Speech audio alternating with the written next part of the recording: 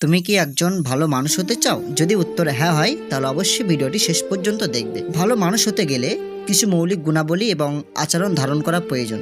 Number 1, তোমাকে সৎ হতে হবে। সৎ থাকা একটি গুরুত্বপূর্ণ গুণ। কখনো মিথ্যা বলবে না এবং নিজের কাজের জন্য নিজেকে দায়ী করতে হবে। নাম্বার 2, অন্যদের প্রতি সহানুভূতি। অন্যদের অনুভূতি বুঝতে চেষ্টা করো এবং তাদের প্রতি সহানুভূতিশীল হতে চেষ্টা করো। তাদের কষ্টে সান্ত্বনা দাও এবং তাদের সুখ দুঃখে অংশীদার হও। নাম্বার 3, শ্রদ্ধাশীল থাকা।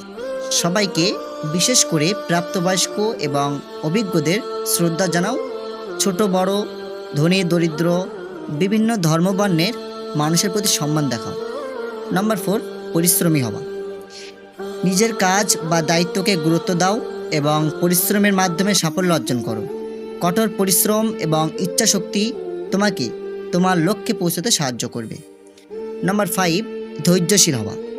জীবনের বিভিন্ন পরিস্থিতিতে ধৈর্য ধরে থাকতে হবে। খারাপ সময় আসবে, তবে তুমি ধৈর্য এবং সাহসের সাথে তা মোকাবিলা করলে তুমি আরও শক্তিশালী হয়ে উঠবে। নাম্বার 6, অন্যদের সাহায্য করা।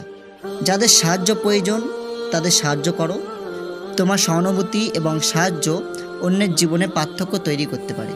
নাম্বার 7, ভদ্র এবং বিনয়ী হওয়া। ভদ্রতা এবং বিনয় সবসময় ভালো সম্পর্ক বজায় রাখতে সাহায্য করে। গর্ব না করে নম্র ও বিনয় থাকার চেষ্টা করো। নাম্বার 8, নিজের উন্নতি সাধন। নিজেকে প্রতিনিয়ত উন্নত করার চেষ্টা করো। আত্মসমালোচনা করো এবং নিজেকে পরিপূর্ণ করে তোলার জন্য পড়াশোনা, কর্মদক্ষতা, শখ এবং সুস্থ জীবনযাপন চর্চা করো। নাম্বার 9, ক্ষমা করার মনোভাব রাখা। মানুষ ভুল করে এবং তাতে ক্ষোভ বা প্রতিশোধের বদলে ক্ষমা প্রদর্শন করা একটি সুন্দর গুণ। এটি তোমার মনকে শান্ত রাখবে এবং তোমার সম্পর্কগুলোকেও ভালো রাখবে। নাম্বার 10, সঠিক সিদ্ধান্ত নেওয়া।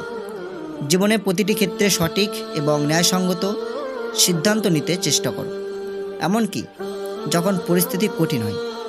এই গুণাবলী তুমি যদি ধারণ করতে পারো তাহলে তুমি একজন ভালো মানুষ হিসাবে সমাজে গড়ে উঠতে পারবে এবং তোমার নিজের জীবনও আনন্দময় ও পূর্ণ হবে।